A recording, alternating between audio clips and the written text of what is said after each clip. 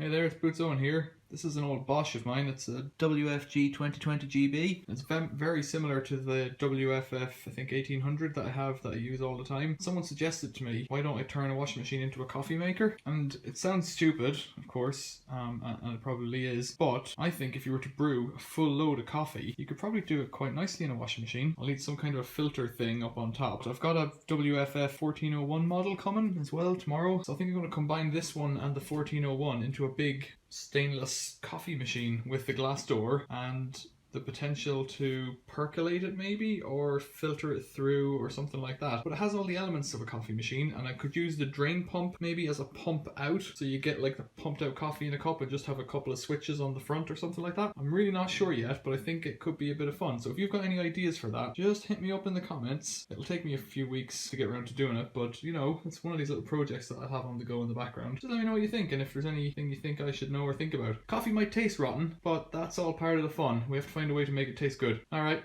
thanks for watching. See you later.